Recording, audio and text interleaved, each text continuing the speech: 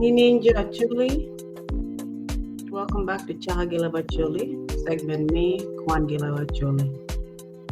I'm Jackline Ikang of Court. I'm here to do a team make Chaka Lok Minga, wrote Abarayi, Otto, Chief me Obbo. He was the son of Kassiba. Molo okay, he made warning. Session mo karapiro kakwana loke. Wana ngoni Abarayi obero gimon abong moen. Okay, abere kakwana unless mi mone wenki mo chok di book setmi nyala lok me te kwar Acholi mi South Sudan. En men bero ka nyamu mon madong nyolo lotini madong chal ngone. Out of lotini mon nyal pole Latina chiel ma enong be choosing me bero do road mila ke imejone wangyoni kon be choosing Aburi. I think that Aburi mon nyalo ge daga pere migine. I believe she's from Omeo. Nyinge Ayanyi Iso. Ayan will Ayanyi Iso. Mulu daga per mi a dek mi Omeo. Kanyal keda Aburi. Karangkon. Again, ikinotin per when and choose Aburi. Me okay. Okay. Now remember Kassiba per nyala lotine ma pat ma pole. But your ball with subsequent local on your ball wing. Or working you out. Kara give me a bong. Da per me a bong do ho. Let wear a nyal. So bit of a penyo yaki pot sir Samuel Baker. Yen and mo binagi chain or binagi team. But I'm man no tiro la quena. Tiburan mo tigi yad mo matuer mo ne wero kone am ginyal. Lakin wanena ni Sir Baker bine. O bingi yad mo kien o berita mani ko kul jumati ku jigi ni yad hate yad o tam ko en worgi wo per ki dafa mission to go better part. Lakin it seems like da better gi yad mi ngoni mi game nyo gana nyal. Okay, one birth control the lemon. So time ni juni e kar mi achonya gingeo gimoko. Karami ira yad enyo moan tam ni konati afanya na fanya ngeo ko omio ira yad ni gemo nywa tani monya bebe na poro nywa kono mun gimati ya gemo nywa konya nywa. Anyway Kassiba nywa dogo la moen lotini pera ramo mi chiel gi pier bichel ikin moen daw ke chiel aju lakana monywa lo Abarayi mudo ngona na Abarayi eno marlo dana wen lotin per mboni wen o harmolo ke birudo lati malo ke na Abarayi no lo mere chatting ni Ibrahim jo lo chat opi momi Ibrahim akin pen Jo Acholi ni karmoni chalo kina Kassiba gingeo le barako. So instead of what Ibrahim Matido Abraham, it was Lamu Leb Hebrew. Bitwar wajneko yala no ngilungni Abarayi, nying no kam nying Abarayi Otto. Okay, or Otto, Abarayi Otto. Okay. Eno bilo okay, wono to okay, Obbo yala obinyalo kina nyuma bongwan, mona bongwan. Okay, Aburi kawaje list sa wengi session mo na ko mira na list mi mone amage bino ye wongi nga looking on nyama. Watch the previous session 28. Okay, mano ngadonya paragraph mo maboro look pa Abarayi gikando akwana howen angeni mera waje bena list ni chief kini went up until Abarayi yala ginga Abarayi latin per loyo ke Alotini to give more on bene legacy to the line to the lineage. Makongiloke up until 1990, the last person, Loke Joseph Otira, from 1990 to 2002. Wondering one young among Joseph Otira. I was wondering if this is the same Joseph Otira, Matiro Uncle Dwar. But maybe later I'll be picking Auntie Bara. Okay, it took my mom to a bit of a ball. Yala. I'm not sure if Auntie Chwarane or ball also. Information in one need for one more bit of part, but in Kara, my life kidney, more party. Information on here, but Nyenge sounds similar. Okay, so anyways, what Dr. Kwan Abarayi, ka donya kere, lopa Aburi, kalating para bojaki yele. Amira nena sanper, oberike Muhammad Lache inge Abarayi. Abarayi abita hoy mani moha mia apar bongwandia beach. Okay. Inge ta pere wole Aburi makon bi loyo ke moha mi apar bongwandia beach. We apar bongwandia piera when we are real. Okay. This is the time that maybe some of us minwagi wonwanu nwala. Okay, ka utie young no maybe grandparents you nwala kare ni. Agigi ke Aburi. I'm sure no one will watch out dad para no one again. No chop no do. Okay. You can to grandparents to no one. So anyways, we had Dr. Kwan Abarayi. Abi bino kere Aburi kalatin parbo. Okay. And apo one my tech. Come to stay up to date, please. Who subscribe, who follow channel ini, lodong ni Chaka Leb Acholi official page ngone, Chaka Leb Acholi on YouTube.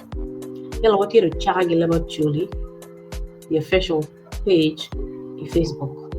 Okay, and where personal page para ben kan mga post ngato ini mi Kwan Leb Acholi no guess me look Leb Acholi gin look me take kwaro. I post when a personal page para Facebook. Atiro Chaka Ikang South Sudan. The TikTok when I take it Chaka Ikang South Sudan. Okay, so we try to miss uncle. I'm trying to be everywhere across platform when yala me actually we join on what me take kwaro tour what could be left discussion about take kwaro tour history tour left tour what on generation tour no one when magi rain and what move forward in the actually what developed by look the left tour. Okay.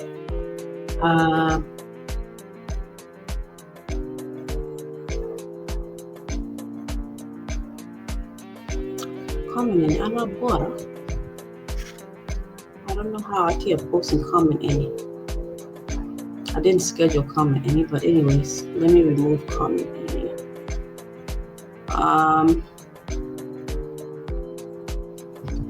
Amira, don't be kind. Would join on please? Apwoyo matek, okay? And when I'm here guests join, we got discuss look me take what Acholi supplement Acholi guinea wine, clan wine, come out here getting logo issues more out here get it, okay? Who join on Acholi? And then your local like get join from different countries. Non-law speakers from different countries get join, and I appreciate support too.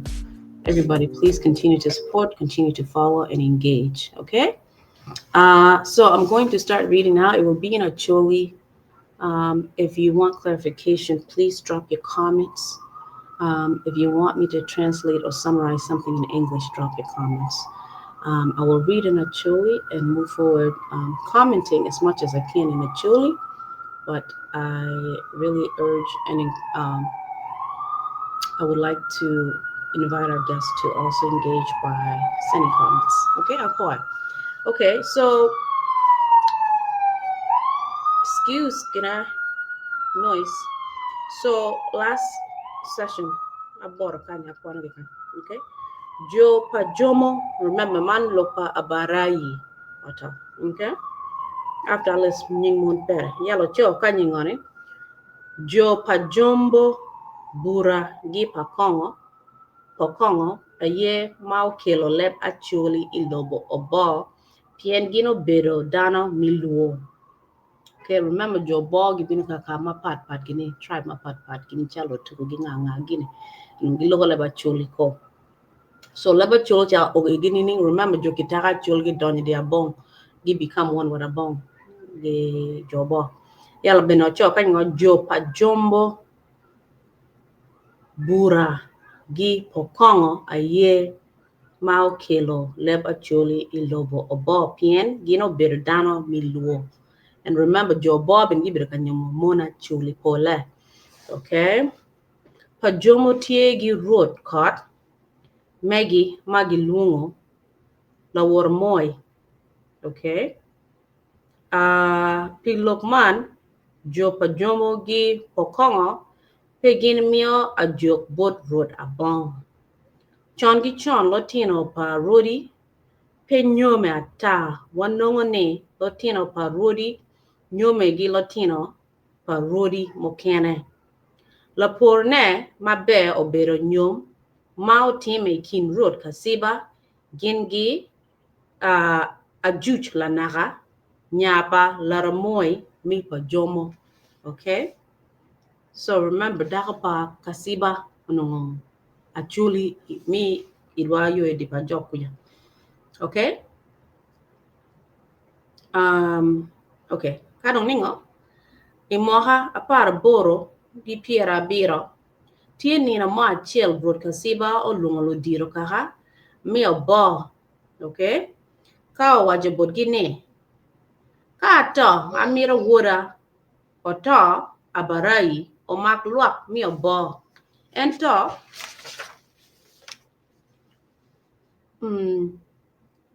Otoo ma Abarayi pori peon odongo omiro Locii omari ke pi tutunu nyoka Otoo Lworo Abarayi no nyoka Otoo Lworo Abarayi nyinga mkene Lworo. Okay, so nyoka Otoo Lworo Abarayi odongo. Okay, lo wane no tiri mano Kassiba choktani wek ngamo kwanyengi lo ke until odongo. Okay, ento ka Otoo otiro dongo Locii miero o weke bore pien en latin pa dak ke yeah. Remember mine no tiro latin pa road want mine o nyomo officially do dako ke dako pa road. Okay, so en officially loyal ke pien mine was chosen to dako ke yo dak ke. Okay, so chikwara pa chuli miro ni latin pa dake aye miro o make ka wona to ento actually yang wajo oporo kwere ni ka bino pa to dano pengeo ada inge look pa road Kassiba mapori pe otero nino maduong tuo o mako road Kassiba marach o mere gi nego road. Okay. Okay, tuo mo binego Kassiba botia tia. Okay, so being a tura sometimes started down a tura longeo ko planning lakini ano bi uchiko daga ni kata latin pan Abarayi kari teri emamiro le oloke.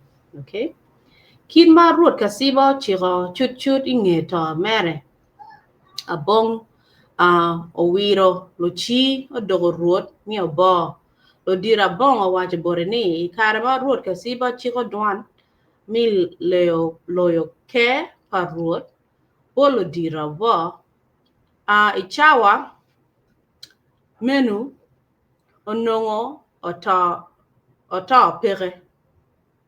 Okay, en bene pengeo lok ango ma wone obedo kachiro bot lo diro kaka mi Obbo malo diro okero Locii obedo ruot mi Obbo chwinyo to pe obedo yom pien eno nongo ngeo mabe ni kidma en latin pa dake en mira ye o make parod pilok man owego to onego mine Locii kidma wabineno ni lachen ibuk man Kwan poke pa bong yeah that's what I mean so because Otoo Abarayi was too young okero mine madit remember mine muna latin pa dake ko mine bonyal mine bonyom the dako ke so lakin en dit nungo to potiri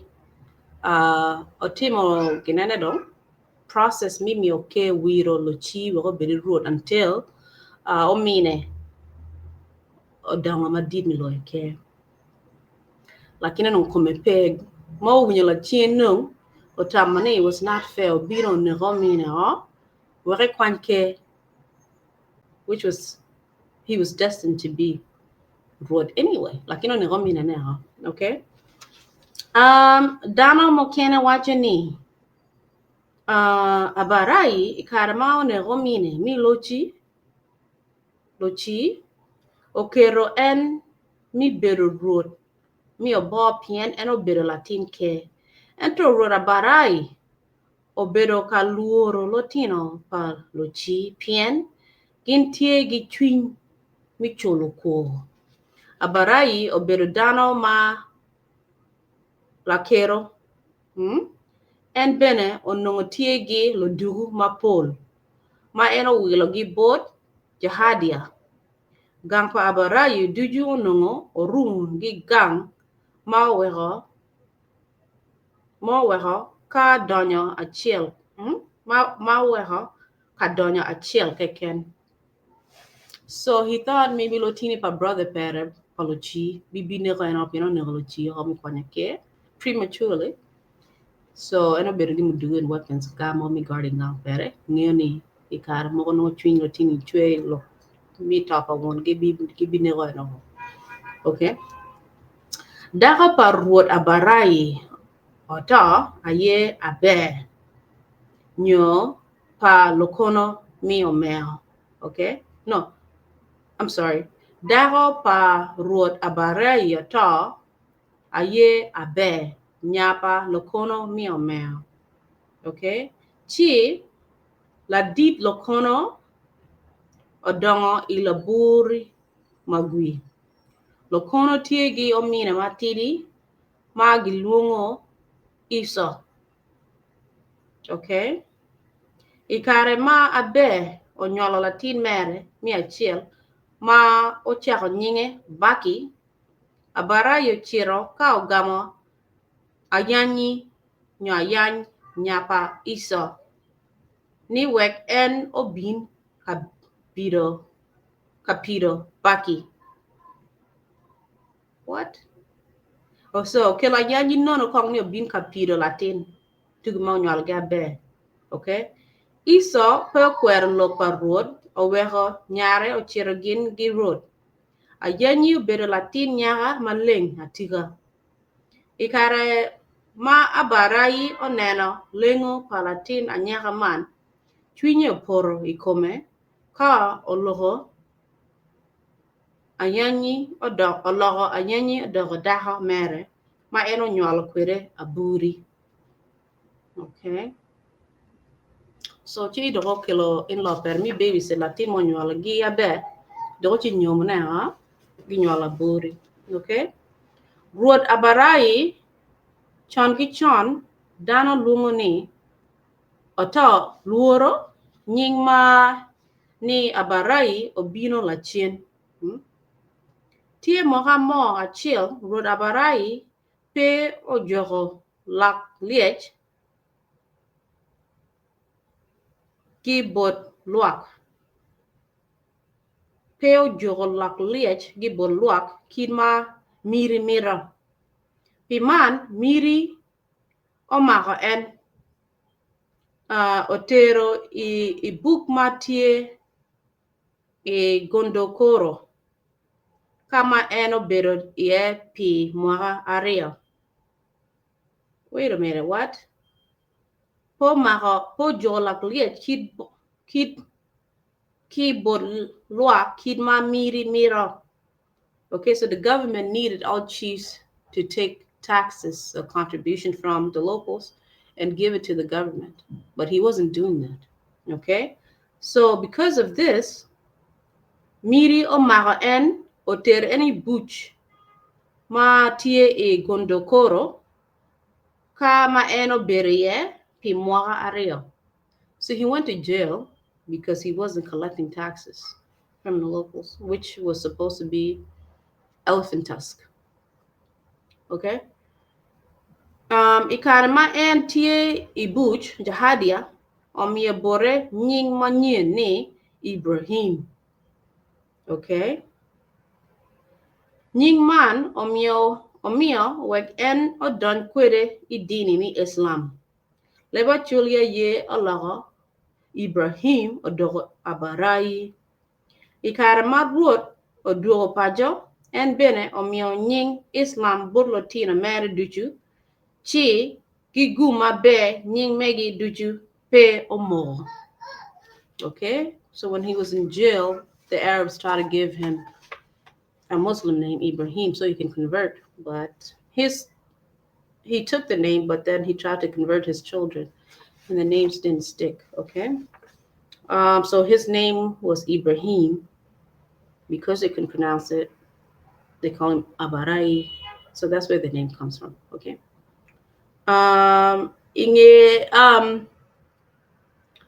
Inge nego omine Abarayi obero ka agwaho kome agwaha gi bolo tino palochi pilokman owero eno dak waha ipajok gampa nero ne matie e oriechu. Please drop your comments kati ya wajo nyinga munu mabe wala maraj. Orachu gangman ka ichung gangman ka ichung iwi got ayachi ituero neno ne maleng. Okay, gamati arachu ni kichung iwi got ituero neno ne mabe. Okay, ki Pajok ruot Abarayi omere gi chweyo kot bot Latino Obbo. Okay, he was still carrying out his duties even though Dagi Pajok out of fear that Latino Paluchi nino. Okay, tie nino mo achiel nyiro kor bedo gi otieno dano odonyo I ot chon. Latino awuobe pa Abarayi bene odonyo I ot Otto. This is the word I was asking you guys. Otto, wunge Otto, Otogo, Otto or Otto pa Latina wobe. Okay, so get on your Otto megi munu Latina wobe better. No kotechwe. Mano kan mandala wot paluchi obino gilo dugu ni Abarayi. Eno okwalo kome mod ochwinya mach iwi Otto pa Latina pa Abarayi. Dano dujo po ki wang nino ikarma gin oneno mach man gin olaro iye oyot ma gin obedo kaneho mach ki wo maduong.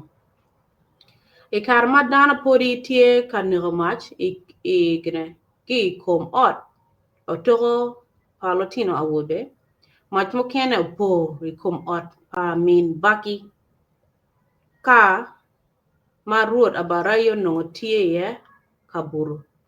So ot pamin bagano kamano geneti anena ye Abarayi. Okay. And bro po waga makun orugu jalabia mau mahalo dugu chinge. Rura Abarayi dong obero ka puru lum gi kom ot matie kawang.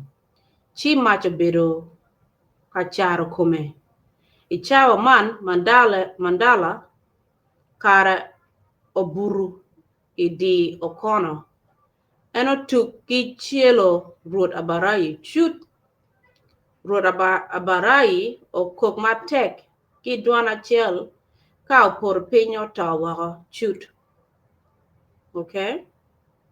Min baki mo nongo tie kenyu ikare ma eno neno ni chwar dong to ochamo oporo dong to ochamo oporo iwie ochamo wolo kamo ochamo poro iwie logmi to paruot dong oworo gi luak gi wo mon chut ma jo bo bene obedo ka wacho ni mon jo pa Locii ye ochulo ko.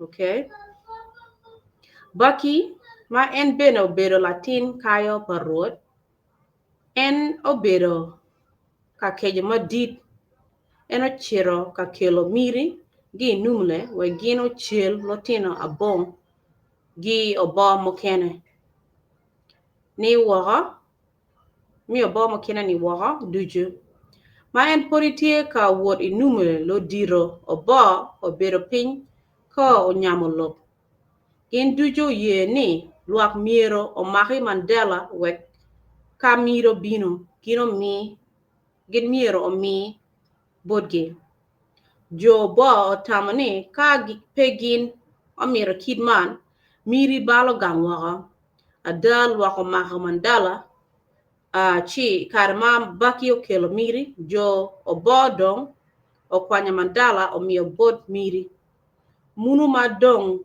onongo labal gin pe otimo gin mo ikom dano gin okwanya Mandela ka gin otero en I ot okol inumle kama en obedo ye niyo en omere gi to Mandela oto ibuch inumle. Okay, ento Padre Casalera wacho ni achikari pagamente omaka Mandela otero ibuch inumle. Okay, kama en obedo ye manok kala chien okobo I ot okol madit okol ngani OKOL. Okay, madit matie I masindi iki moha 114 chila chin Mandela olui wako gi buch ikarma en olui gi buch dana mi obo duju chwingi pe obedo yom ikome piman Mandela nongo bedo tek bore en dongo chaka wot piny malo iki numle gi atiak ngad mo pere ma obedo katamu lokpa Mandela kari bed kaka pa obo bene pe obedo ka tamo pire en dong oworo kidman omero gito kwede ata iyo imwaka 115 ma Mandela onego ruoth Abarayi mwaka man bene onongo Baki dong ogela waka Aburi obedo latin 200 ma olobo nge Baki en Baki kari bed en obedo latin kayo en onongo pe twero mako luak mi obo. Okay, kidma okay so Abarayi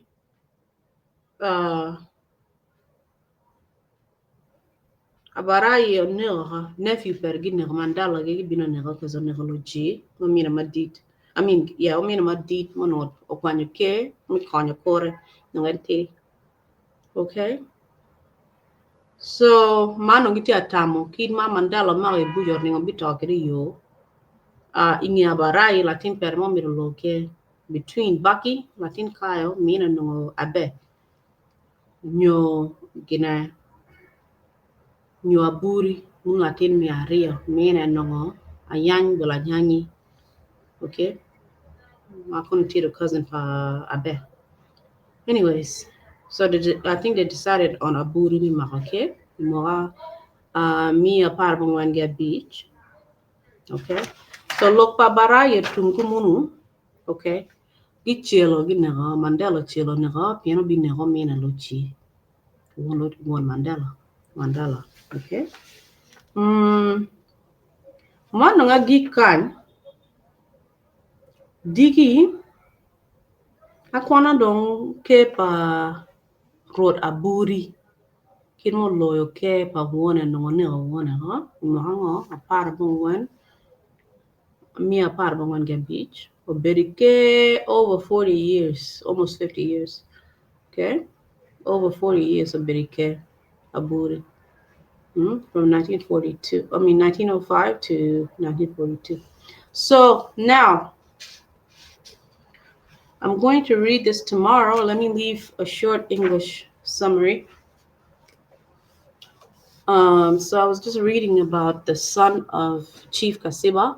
His name was Otoo Lworo. Okay, Otoo Lworo. He was supposed to be the next in line to take the chiefdom from his dad.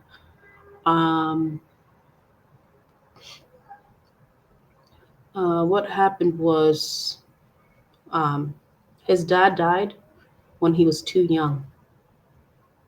Okay, so because he was too young, they asked his older brother from another mother, his name was Locii, to take over as the chief, okay, of Obbo, of the Obbo people. And then after he was of age, he will then be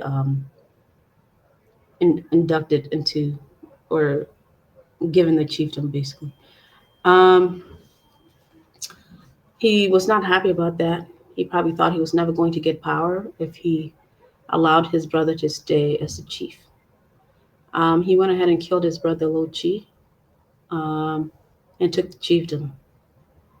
Um, he was chief for a while, but he stayed living in fear and living in hiding because he thought the children, his nephews, his brother's children would kill him. He was always in hiding. Eventually, he ended up moving to Pajok, okay, Pajok, Southern Sudan, where most Acholi people live. And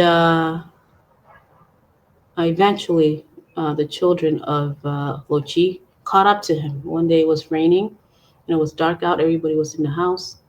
And his boys had their own built house, basically their own hut called Otoo.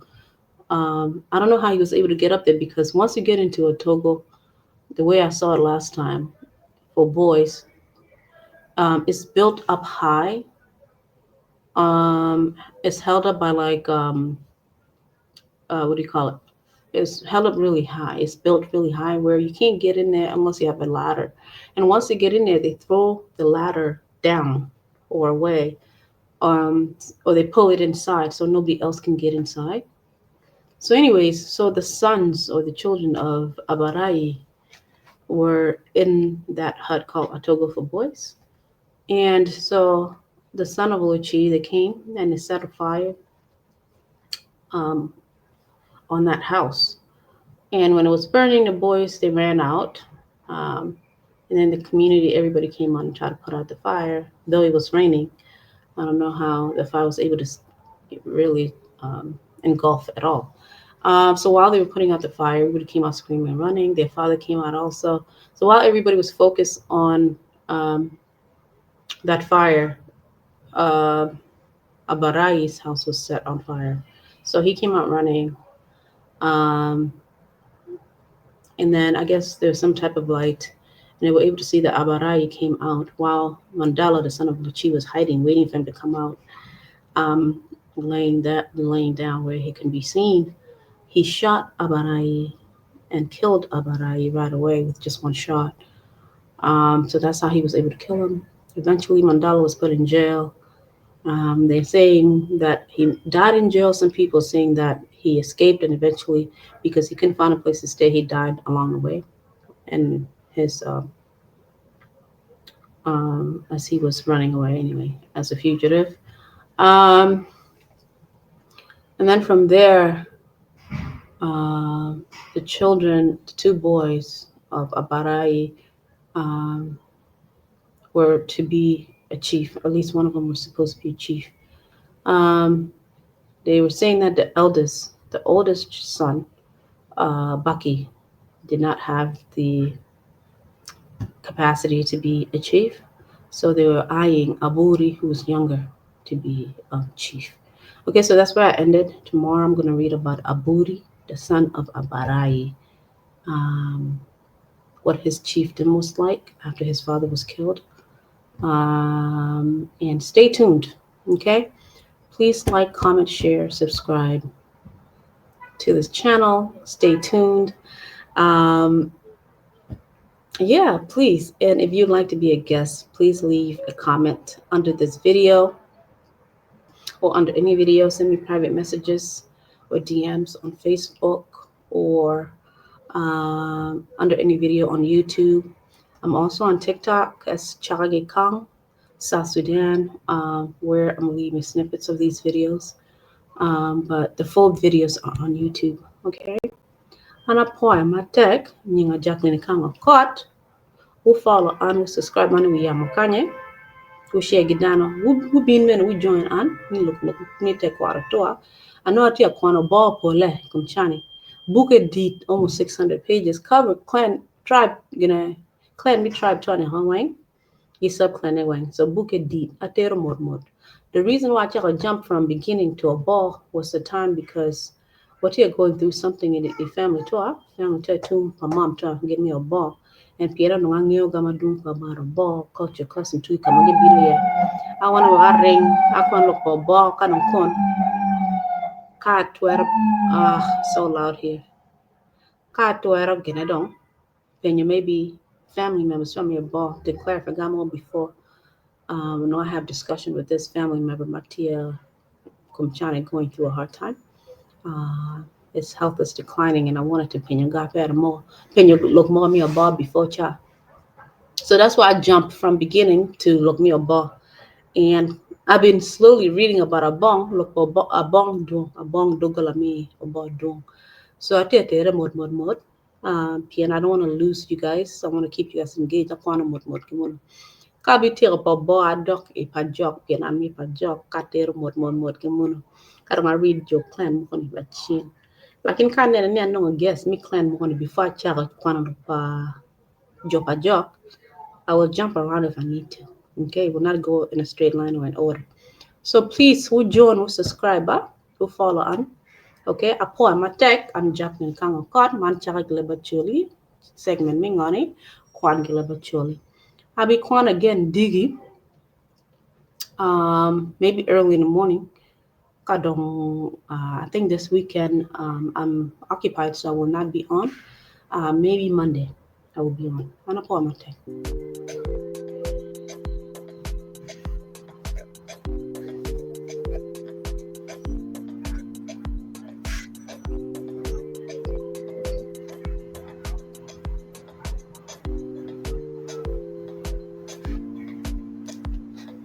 Apo,